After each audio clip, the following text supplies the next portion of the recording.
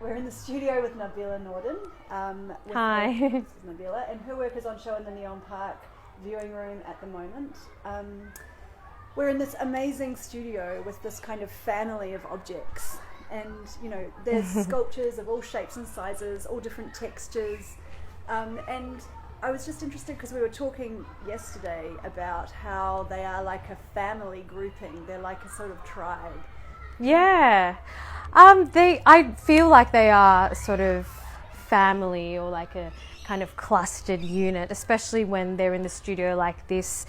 They're all in such close proximity to each other, and they kind of feel like they're all connected, because when I start with one thing, it's like the next thing is always going to somehow respond to the first thing that I've made. So it's almost like this like constant parent-child like relationship that just never ends. Yeah. But yeah, they do feel as well, because of the height, like a kind of tribe or like a family unit or some kind of army. And sometimes I come in here and I feel like I'm imposing in their space. Like they might be activating when you're not looking. Yeah, exactly.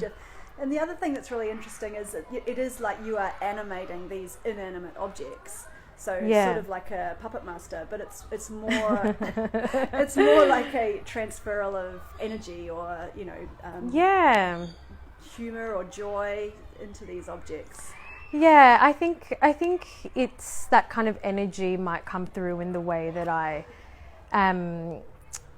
it's such a physical, like gestural action, like making these work. So I think like I put in a lot of all of my energy to climbing ladders and mixing big buckets of cement and just pouring it all on, that I feel like that action that I put out into the world is captured in the works. Yeah. Because they do have a really physical feeling to them. They do feel like they've been shaped and pulled and stretched and stacked. Totally, yeah. And it is sort of like, it's like playing with the parameters of sculpture. It's playing with structural formations, what can balance, what cantilevers, what looks like it might tip over, what doesn't, Exactly. It's a big sort of like a science experiment, or a kind of this chaotic place where I never really know what's going to happen, and that's the challenge of making sculpture, but not challenge in a bad way. Like every challenge to me brings so much joy, because it's just going to lead me to another place, and that's a never-ending process that goes on forever.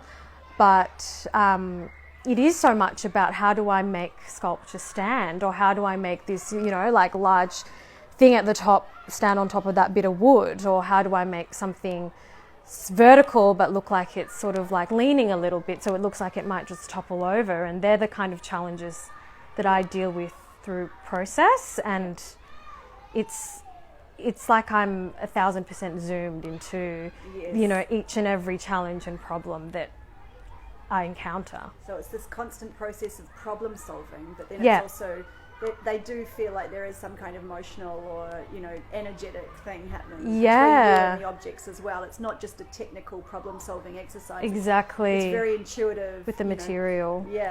Yeah, and I think that when I don't feel happy making sculptures when there is no challenge. Right. Like sometimes with cementing, like the process of cementing, it can be quite repetitive, right? Because it's like you're doing layers of cement, and over time you're doing the same action. Yeah.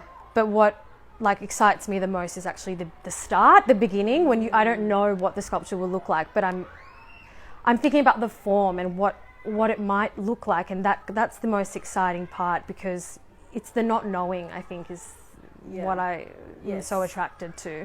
But they do start with a form. They do start with a form. Should we go and check out this back? Yeah.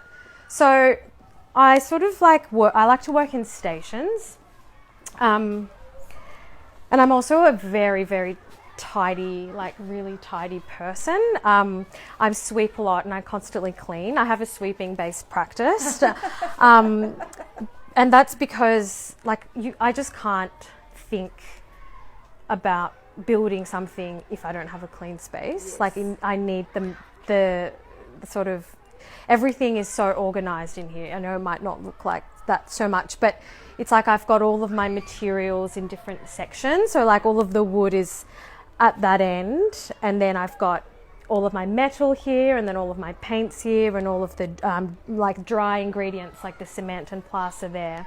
So this is the beginning of the idea, sort of. Yeah, I would say that this is the start. And in these two armatures, so you'll be finding bits of wood, finding shapes that speak to you, relate to you, or that you feel present some sort of problem you want to solve, and then adhering them to each other through screws and nails and liquid nails. Yeah, exactly. Like this one, it's sort of like I had it the other way around, and it was about how I can sort of make it look like it's unbalanced, or that there's something heavy. Like this might end up being a big rock, or I don't know. Something will happen there, but I can see that there's like an opportunity, like something can happen there already. Yeah. And so that's what. So that might be foam, or it might be. It might be, or it might sort of loop back, and. But I'm not sure yet. So that's sort of why it's all clustered here, because this is like when I'm kind of thinking it out or drawing it out in my head a little bit, and I just kind of have it here as like a boiling pot of ideas. Yeah. And then after that, I will chicken wire my forms, and that's because when I use cement or plaster, it needs that kind of wiring to adhere to. And so even here you're sort of freestyling with this as another material. Yeah, exactly. Coming off the armature. And I like using chicken wire like clay, to me, because it's so bendable and like flexible. And I like that it's also I like using hardware materials, because it's like I like the idea of being like a tradie or like a construction worker, and like using these like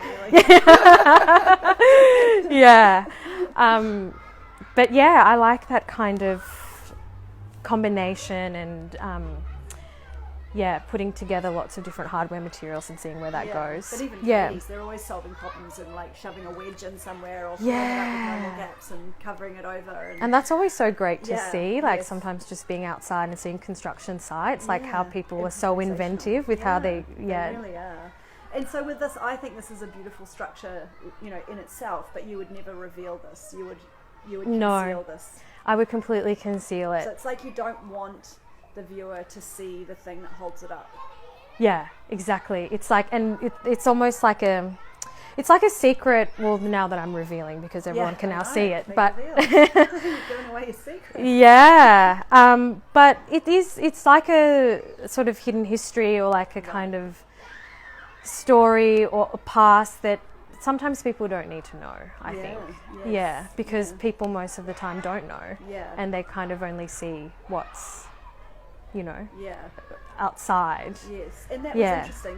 One of your last shows was talking about surface. Yeah. Almost as a way of deflecting from what's inside. Yeah. And that was more like with that show that I did earlier in the year with Cormack, that was so much more about telling people to look at the surface and the materiality and the kind of like organic elements that was at the very forefront, but everything was concealed really tightly, and I used a lot of like welded metal for that to create the structures, and then I had layers of cement over the top. But it is like a sort of, an entire story or life form that has just been completely contained and concealed for later. So interesting. So it is like you've captured all the forces, got the form, and harden it, and then you've hardened it, and then you're smothering it in these quite humorous, sort of soft, seeming materials. Like the way you use the concrete here, it looks like it's soft and spongy. It has a kind of, it has an organic form to it. It doesn't necessarily have the rigid wood thing that it had before. It's, and it's interesting, like kind of vascular. And the moment when it's concealed in cement, it kind of feels like I'm freezing time. Yes. Because like the wood and the chicken wire, everything is so malleable and like soft, But then the moment cement comes on, it just sort of is still, and it can't move again. It becomes quite rigid. Is it still as dynamic once it's you know, is it still, does it still have the form, that the sort of life force that you're talking about? Do you feel like it's really deep inside? Yeah, nice. That's how I feel about it, and it doesn't. Yeah, it's living inside it somewhere, but it's sort of frozen in time. Yeah, and that is interesting because you were talking about them somewhere as like archaeological monuments that have been half dug up from the ground, some buried civilization, or like a talisman from a, you know, from a previous life form that we don't necessarily know anymore, but you can still find evidence of some kind of magic or, you know, energy. I think that's an interesting reading. Yeah, and it is like, because all of the magic actually happens when I'm, you know, building these forms, right? And so there is the magic that it has been contained in them. And I think that the moment, you know, that's why I hate drawing, and I hate like planning things, and you know, like that's why I find like public sculpture quite challenging, because sometimes you lose the magic when you think about things too much, or when you draw it or like mock it up. It's like you can't actually let the materials take you where it needs to go, because you've had to draw it. So the planning becomes part of the material. Exactly. Yeah, the planning becomes part of the material too. Great. Thank you so much for sharing your amazing family of pleasure. Objects. Like, I feel like I'm in some sort of jungle of being, you know, getting contaminated. That's great. Did in a very happy way. But thank you so much, Nabilah, and you can view her work in the Neon Parc viewing room for the next 2 weeks. And thank you so much. Pleasure. Thanks for having me. Thank you.